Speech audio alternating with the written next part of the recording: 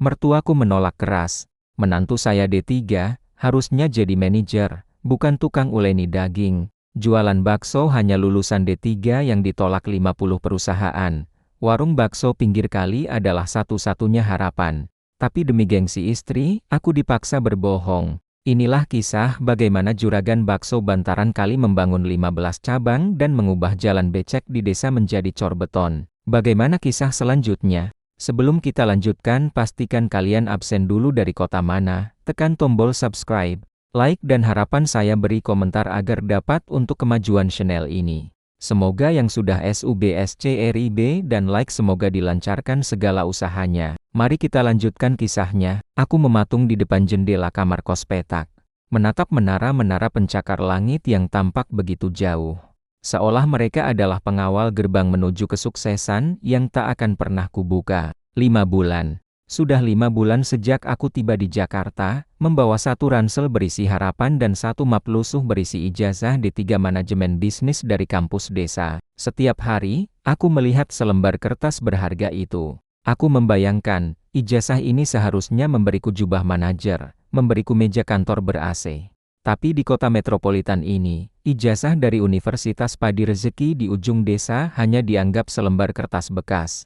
5 bulan aku kirimkan surat lamaran, dan hasilnya 0 panggilan wawancara. Setiap kegagalan membawaku kembali pada ingatan tentang rumah. Aku rindu kios bakso sempit bapak di ujung pasar. Aku rindu aroma khas lada, daging segar, dan kuah kaldu yang mengepul. Jujur, aku bisa meracik kuah bakso yang kelezatannya bisa membuat orang menangis bahagia. Tapi aku takut.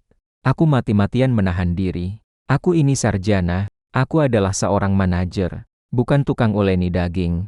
Itu prinsip yang membuatku rela kelaparan di ibu kota ini. Aku teringat percakapan terakhir dengan bapak. Pulang saja nak, bantu bapak di sini.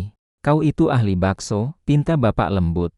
Tidak, pak. Aku harus sukses di Jakarta. Aku akan jadi manajer. Aku tidak akan pulang sebelum cita-citaku berhasil.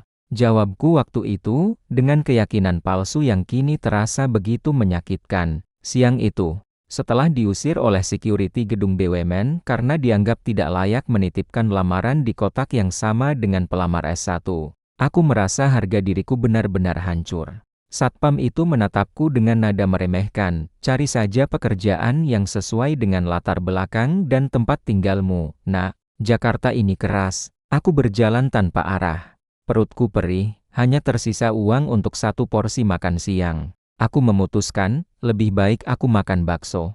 Mungkin aroma bakso bisa mengobati rindu pada rumah dan mengurangi rasa lapar yang menyiksa. Aku berjalan menuju arah bantaran kali, di mana aku tahu ada warung bakso yang harganya paling terjangkau. Warung itu sangat sederhana, berada di pinggir jalan yang ramai. Di bawah terik matahari, aku tidak tahu, porsi bakso yang akan kupesan di warung itu akan menjadi pintu gerbang menuju takdir yang sama sekali tidak kuduga. Takdir yang akan membuatku kembali menguleni daging, tapi dengan gelar juragan yang membuat mertuaku kelak membisu. Aku masuk ke dalam warung bakso kecil itu.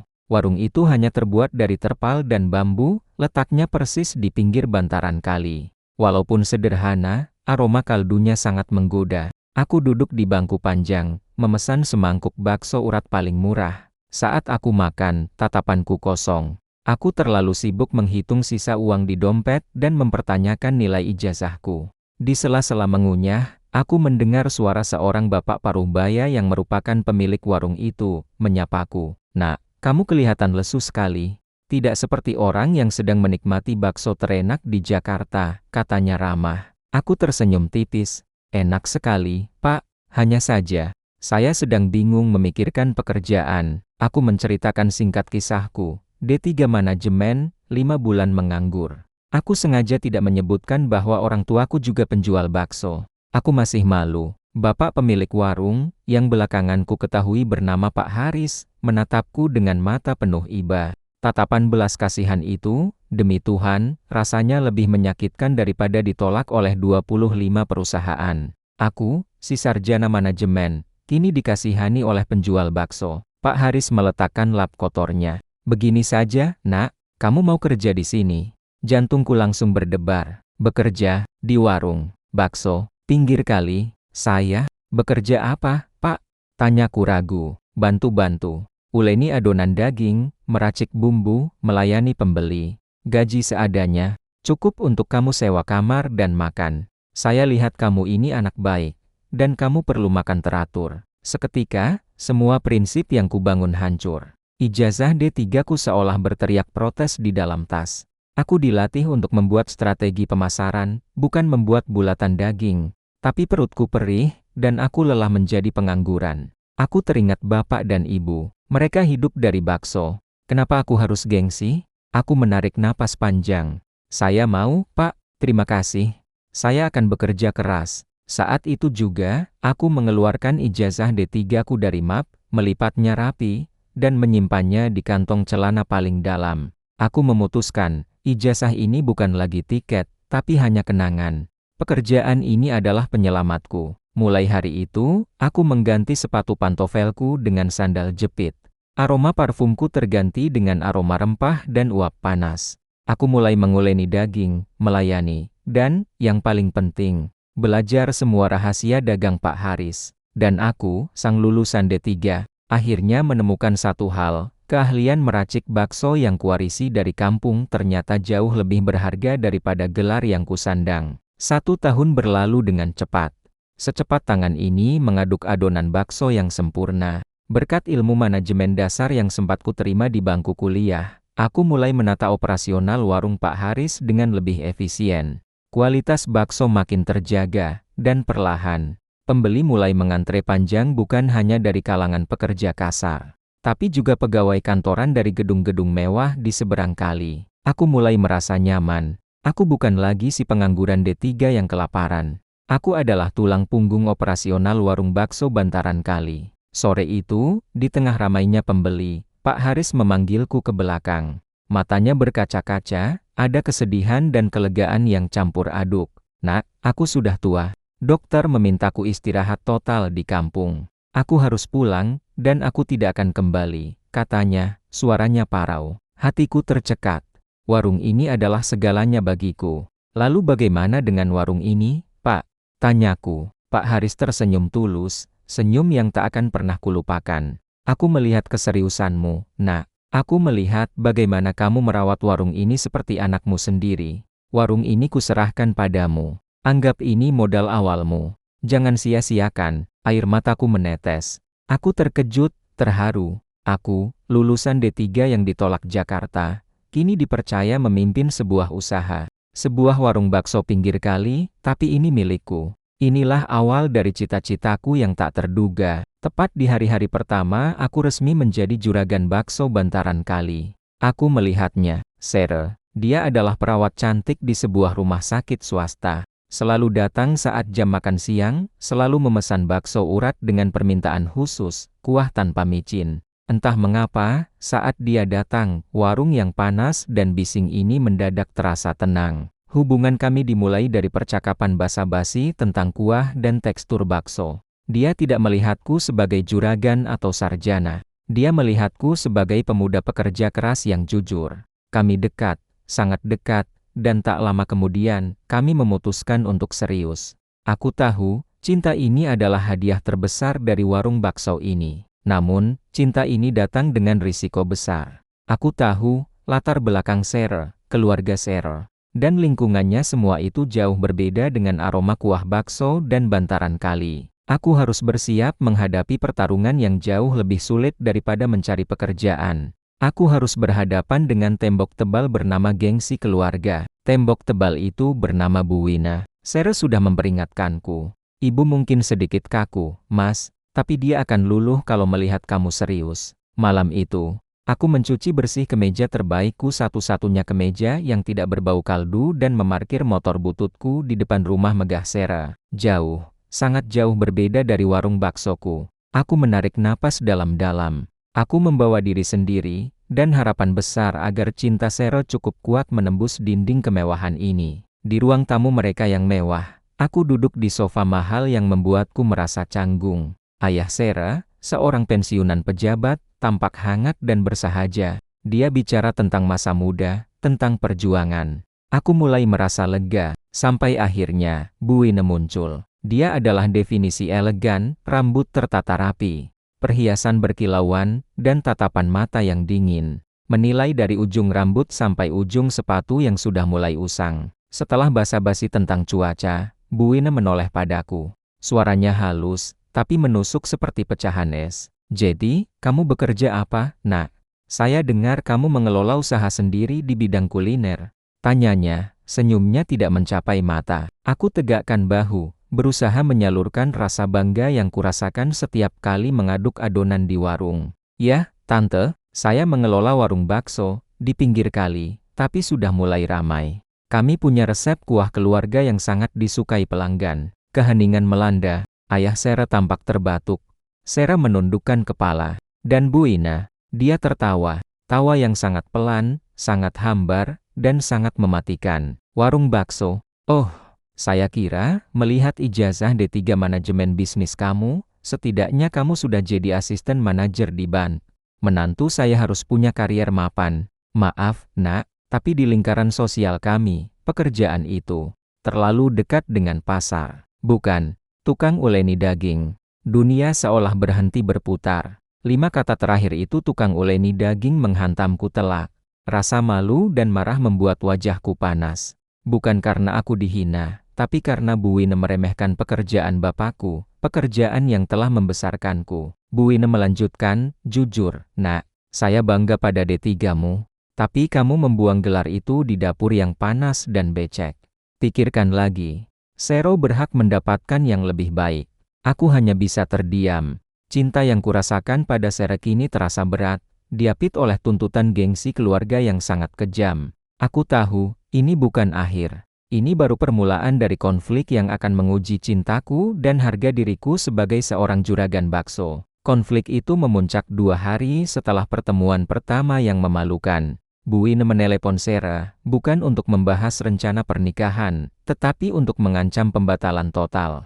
Sera datang menemuiku di warung, wajahnya sembab karena menangis. Mas, ibu benar-benar tidak setuju, lirih Sera, matanya menatap sendu tumpukan bakso di etalase. Bukan karena kamu miskin, tapi karena pekerjaanmu dianggap tidak selevel dengan lingkungan sosialnya. Sera kemudian menyampaikan syarat mutlak dari ibunya. Syarat yang membuatku merasa seperti harus menjual jiwaku. Ibu mengizinkan kita menikah. Asalkan kamu berjanji. Jeda Sera terasa seperti pukulan. Pertama, kamu harus merahasiakan pekerjaan pastimu dari semua teman dan kolega ibu. Kedua, kamu harus berusaha secepatnya mencari posisi manajer di perusahaan layak.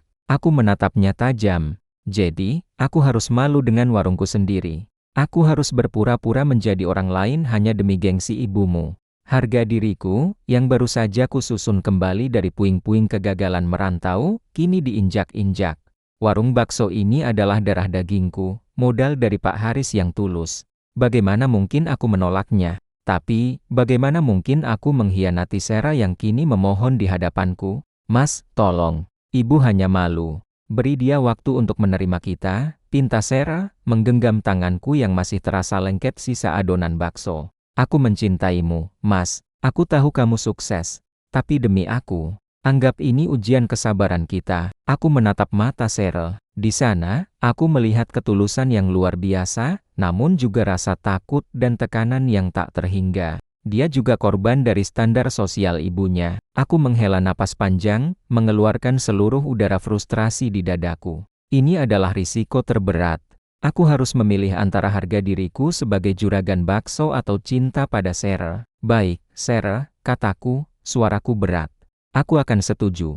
Aku janji, aku akan jadi pengusaha di mata mereka. Aku akan merahasiakan warung bakso Bantaran kali ini. Tapi, aku tidak akan menjual warung ini. Aku akan tetap mengelolanya, dan aku akan membuktikan padanya bahwa seorang tukang uleni daging bisa menjadi juragan sukses tanpa harus memakai gelar manajer dari perusahaan orang lain.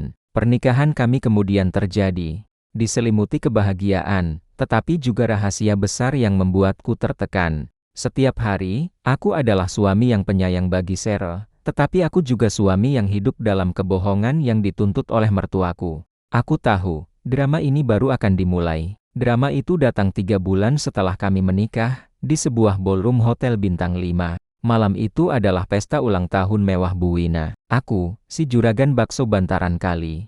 harus mengenakan jas mahal pinjaman dan berperan sebagai suami Sarah. Seorang pengusaha muda di bidang kuliner eksklusif. Aku merasa seperti aktor yang sedang memainkan peran paling berat dalam hidupku. Bu Wina, bersinar dalam balutan gaun mahalnya, dengan bangga menarikku ke hadapan kolega-koleganya. Tangan Bu Wina mencengkeram lenganku begitu erat.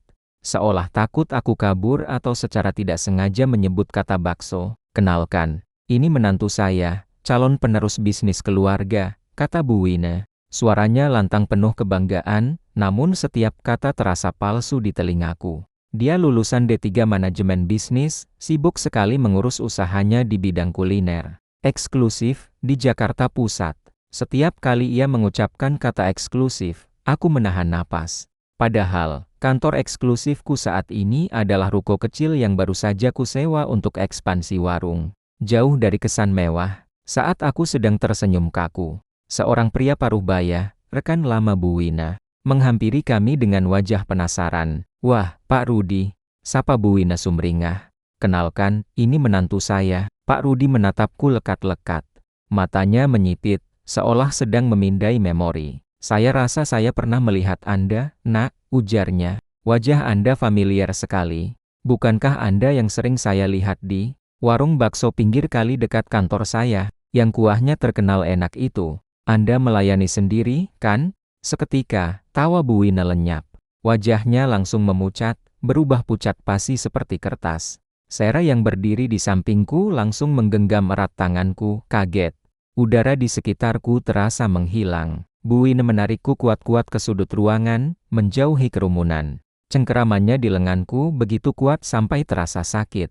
Dasar tidak tahu diri, bisiknya, suaranya rendah dan penuh amarah yang tertahan. Kamu sengaja ingin mempermalukan saya di depan tamu-tamu terhormat, ya? Aku sudah bilang, jangan tunjukkan pekerjaan rendahanmu itu di depan siapapun. Aku menatapnya, rasa malu dan marah membuat mataku berkunang-kunang. Aku ingin berteriak, kenapa Tante malu? Saya mencari uang halal. Saya tidak korupsi. Namun, aku memilih diam, mengingat janji yang kubuat pada Sarah. Aku merasakan konflik batin Sarah yang luar biasa. Ia terjebak antara cinta pada suaminya dan tuntutan gengsi ibunya. Malam itu, aku pulang dengan rasa lelah yang luar biasa. Aku bukan hanya mengelola warung bakso, tapi juga mengelola kebohongan besar demi mempertahankan pernikahan. Aku tahu, aku tidak bisa terus seperti ini. Sesuatu harus diakhiri. Namun, sebelum aku sempat mengambil keputusan untuk mengakhiri kebohongan ini, takdir seolah mengirimkan ujian yang jauh lebih berat. Pagi itu, di warung bakso bantaran kali, suasana tiba-tiba mencekam.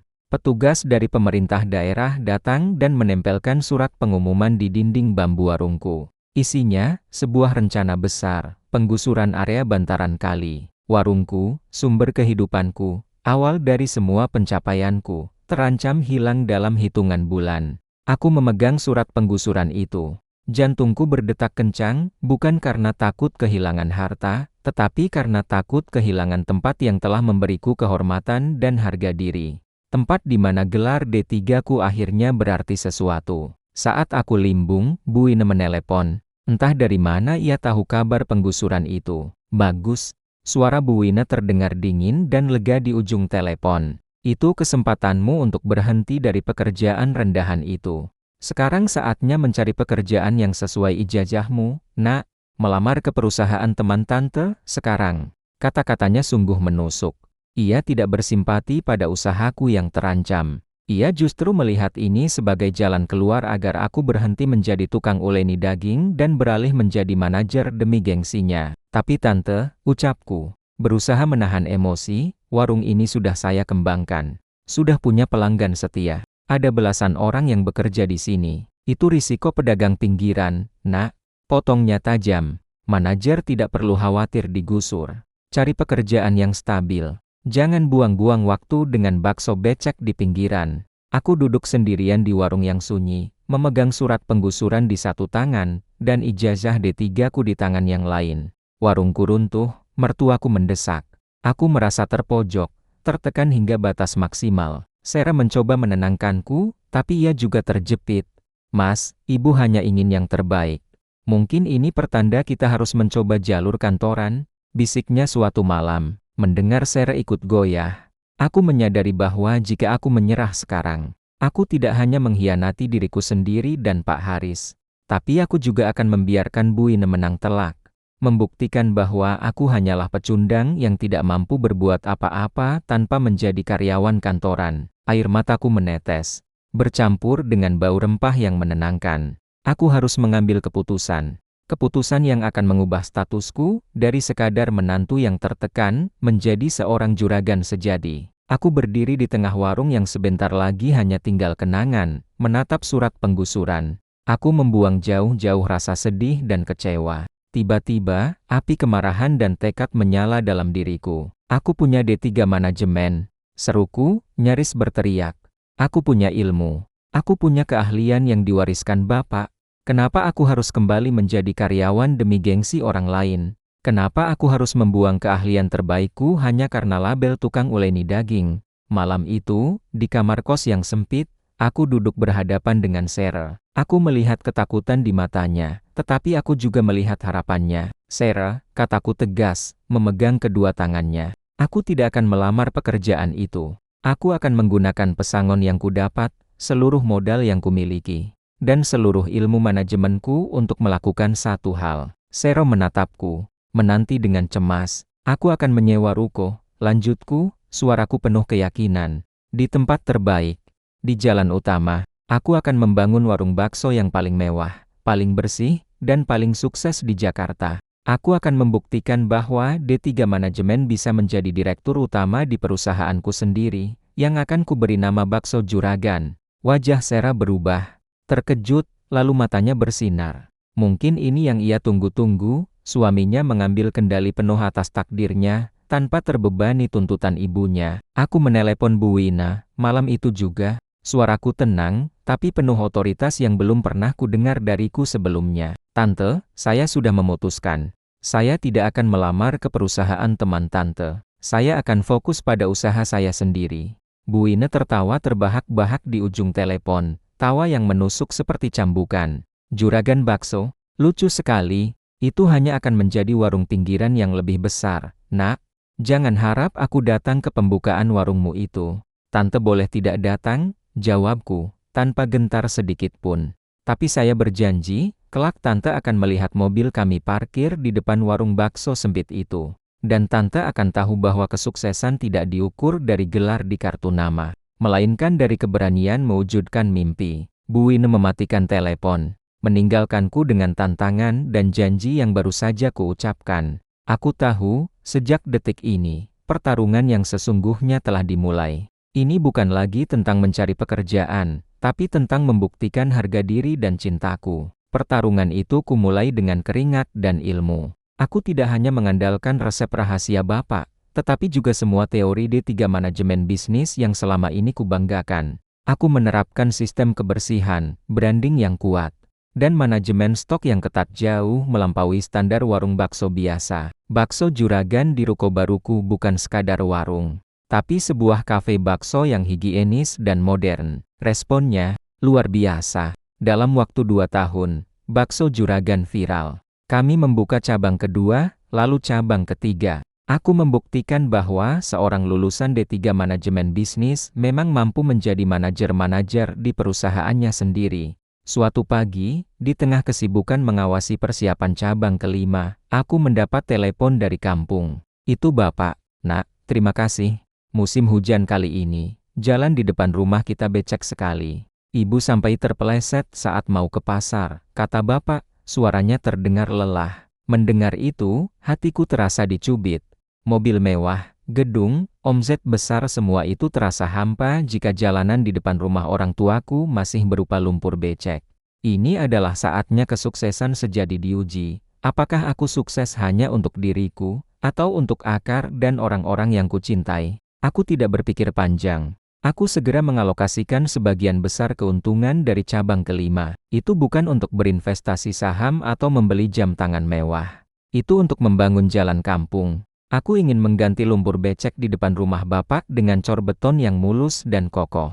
Ini adalah tugas manajer sesungguhnya, mengelola aset untuk kesejahteraan. Di Jakarta, drama gengsi mertuaku masih berlangsung. Ayah Sarah, Pensiunan pejabat itu meneleponku. "Nak, saya dengar kamu sukses sekali. Boleh minta tolong carikan pekerjaan untuk sepupu Sarah? Dia baru lulus S2 dan kesulitan mencari kerja," pintanya dengan nada sungkan. Aku tersenyum getir. Lulusan S2 yang meminta pekerjaan dari lulusan D3 yang katanya hanya tukang uleni daging. Ironi yang tajam. "Tentu, Pak," jawabku. "Bisa saya tempatkan sebagai manajer operasional di salah satu cabang saya. Kebetulan, kami sedang ekspansi besar-besaran." Bu Wina masih tak tahu bahwa usaha kuliner eksklusif yang kubangun adalah warung bakso. Aku menanti saat yang tepat untuk menunjukkan padanya, bukan hanya mobil mewahku, tapi juga jalan mulus yang kubangun dengan uang hasil jerih payahku. Saat yang kunanti-nantikan akhirnya tiba. Untuk merayakan pembukaan cabang kelima dan sebagai hadiah atas kesabaran Sarah selama ini, aku membelikannya mobil mewah, sebuah Elfard hitam yang mengilat. Ini adalah simbol nyata bahwa seorang D3 bisa membeli kemewahan yang diidamkan para manajer. Tapi, hadiah terbesarnya adalah perjalanan yang kulakukan bersama Sarah. Kami pulang kampung. Aku mengemudikan Elfard itu menyusuri jalan tol, menuju desa tempat orang tuaku tinggal. Dan saat kami memasuki gerbang desa, Sarah menoleh padaku dengan mata terbelalak. "Mas, jalan ini mulus sekali. Siapa yang membangun?" tanyanya tak percaya. Karena ia tahu jalanan di sana selalu becek parah. Aku tersenyum bangga. "Aku, hadiah dari bakso juragan untuk bapak dan ibu, dan seluruh warga kampung." Kami parkir tepat di depan kios bakso sempit bapak di ujung pasar. Kontrasnya luar biasa, Elfard yang elegan di samping warung tua yang penuh kenangan. Bapak dan ibu keluar, air mata mereka langsung menetes. Bukan karena mobil mewah itu, tapi karena mereka melihat jalanan becek yang dulu sering membuat ibu terpeleset.